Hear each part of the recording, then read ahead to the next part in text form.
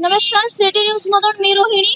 मी सध्या आहे नागपूरमधील अशा ठिकाणी जिथे सकाळपासून तर सायंकाळपर्यंत लोकांची अक्षरशः वर्दळ असते. म्हणजेच काय की अजनी पुलावर इथून जर तुम्ही बघितलं, माझ्या मागे 2 ते 3 रोड इथे मध्ये क्रॉस होतात. म्हणजेच काय की इकडनी अजनी पूल पण येतो आणि तिकडनी पण रोड येतो आणि मध्ये जे आहे कन्स्ट्रक्शन सुरू असल्यामुळे बॅरिगेटिंग लावलेलं आहे.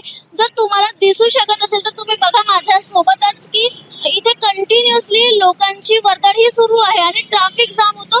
रस्ता अक्षरशः छोटा झालेला आहे आणि या छोट्या रस्त्यामधनं आपण बघू शकतो इथे तर कोणी ये जा करतात तर कोणी रॉंग साईडने देखील येण्याचा प्रयत्न करतो. जर आपण बघितलं इथे बॅरिगेटिंग लावलेलं आहे. काही गोष्टी म्हणजे आम्ही पुष्कळदा तुम्हाला आमच्या मार्फत दाखवलं देखील आहे की अजनी पुलाचं काम हे एकदम कासवाच्या चालेनं होत आहे. एकदम हळूहळू होत आहे. इतक्या पुरातन काळापासून बनलेलं हे पूल अजूनही अक्षरशः तसंच आहे. तिथून येताना जेव्हा मोठे वाहनांची तर बंद करून दिलेली आहे ये जा, पण लहान वाहनं देखील जातात तेव्हा तो अक्षरशः पूल हलतो या स्थितीमध्ये आलेला आहे. तरी सुद्धा अजूनही त्याचं काम पूर्ण झालेलं नाही आहे. किती वर्षापासून या पद्धतीचे किती व्हिडिओ आमच्या मार्फत आलेले आहेत, पण आज आम्ही तुम्हाला पुन्हा एकदा दाखवू इच्छितो की पुन्हा हा रोड छोटा करण्यात आलेला आहे. एकतर रोड खराब आहे, पुलाचं काम अजून अद्याप झालेलं नाही. रोड छोटा असल्यामुळे लोकांनाही कळत नाहीये सकाळच्या या वर्दळीमध्ये आणि घाईमध्ये की कसं यायचं, कुठून जायचं.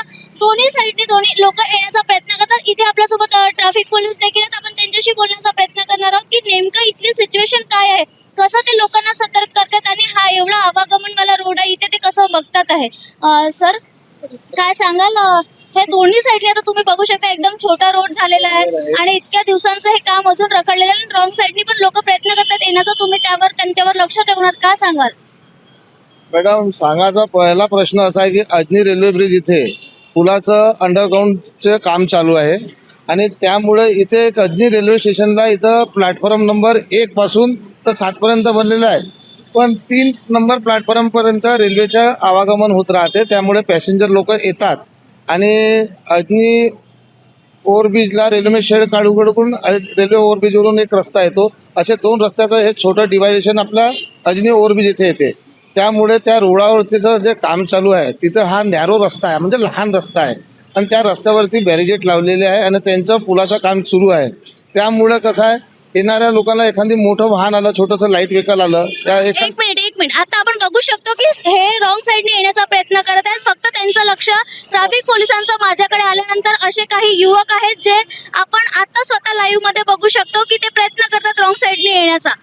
मॅडम, आम्ही मधातला रस्ता जे आहे तर तिथं कसं आहे, लोकांना येण्याकरता सकाळी शाळेचे मुलं आहे. इथे भरपूरसे कॉलेज आहे. कुठे Shivaji science, Dhanwate, new English, Dinanath, Indian Gymkhana, इतके भरपूरशा शाळेचे मुलं लहान सकाळच्या वेळेसनं आवागमन जास्त होत राहते.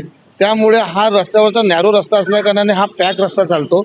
इथे हा वर्तुळिकीचा रस्ता आहे, त्यामुळे हा कोंडी होतो. कधी कधी ट्रॅफिकची समस्या, एकमेकाला गाड्या भिडतात, त्यामुळे 2 लोकांचे वाद होतात. त्यामुळं तो रस्ता जाम झाल्यानंतर अशा टायमाला इथं परिस्थितीला हाताळावं लागते. मी ह्या बीटचा धंतोली परिसरमध्ये बीट म्हणून PSI सुभाष सावजी आहे, वाहतूक शिकाबर्डी, इथे माझी नेमणूक आहे.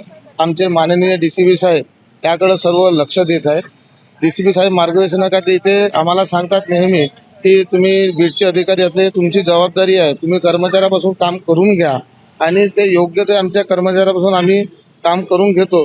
पण तरी पण काही असामाजिक तत्व लोक मुलं राहतात, कॉलेजचे हुळबाजी मुलं, ते रॉंग साईड येण्याचा प्रयत्न करतात आणि पोलिसाला खिल्ली उडवतात, असं हू करतात आणि पळून जातात. त्यामुळे आम्ही त्यांच्या मागं धावू शकत नाही. काही एखादी पडलं, काही नुकसान झालं हातपाय, तर कधी कधी थोडंसं आम्हाला कानाला ओळा करतो आम्ही. तर कसं आहे, सर्व गोष्टी 100% सुधारित नाही. काही लोक असामाजिक लोक हे करतात आणि आता हे रॉंग साईडचे लोक आहेत ते मधात बॅरिगेट लावलेली आहे. आम्ही कुठे आपल्या पाटबंधारे विवासच्या बेनगंगाच्या समोर आणि ते सामोरीन टर्न केलेलं आहे. आता हा पुलाचा कामाचा जे त्यांना आमचे माननीय पीटर साहेब आहे, सिरे साहेब, त्यांनी पण यांना आले आहे इथे भरपूर वेळा, कमी 6-7 वेळा आले आणि त्यांना समजवलं नेहमी. आता त्या साईडला एक नॅरो रस्ता होत आहे, तिकडचं बी काम सुरू होत आहे. तुम्ही यावर आळा घालण्यासाठी इथे काय केलेलं आहे? आम्ही इथे अजनी रेल्वे स्टेशनच्या समोर 2 कर्मचारी लावलेले आहे आणि न्यू इंग्लिश काँग्रेसनगर शाळा आहे तिथे पण लावलेलं आहे. कारण की भारी वाहन इकडे येणार नाही, त्यामुळे हा रस्ता सुरळीत चालला पाहिजे. त्यासाठी उपाययोजना आमचे माननीय वरिष्ठ पोलीस निरीक्षक सिरे साहेब हे नेहमी इथं तंतोतंत भेटी देतात आणि मी पण स्वतः येऊन भेटी देतो. तर इथल्या कर्मचाऱ्यांना नेहमी सूचना देत राहतो आणि त्यांच्यावरती नियमित रॉंग साईडचे कारवाई केली असल्या तर त्यांच्यावर कारवाई करतो. नक्कीच आपल्याला सरांनी सविस्तर माहिती दिलेली आहे. त्यांनी सांगितलेलं आहे की या परिस्थितीवर कसा आळा घालता येईल हे त्यांनी आपल्याला सविस्तर सांगितलेलं आहे. ही इथे वाहतूक कोंडी होणारच. सकाळी लोकांची जाण्याची गर्दी आणि सायंकाळी येण्याची गर्दी हे होतच असते.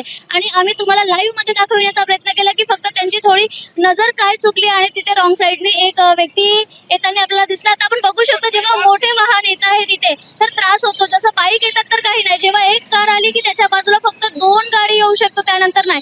आता कार आणि ई रिक्षा जेव्हा आपण बघतो तर ते बघू शकता सिच्युएशन, ती स्थिती काय होते आहे. याच वाहनांमुळे इथे या पद्धतीची स्थिती बघायला मिळते. आम्ही आमच्या मार्फत देखील नागरिकांना सांगू इच्छितो की या ठिकाणाहून येताना थोडी स्वतःची सतर्कता स्वतः ठेवा आणि रॉंग साईडने येताना देखील तुम्ही स्वतःचा विचार करा. असेच अपडेट्स नागपूरचे रिलेटेड आम्ही तुमच्यापर्यंत आणत राहू. तोवर बघत राहा सिटी न्यूज नागपूर.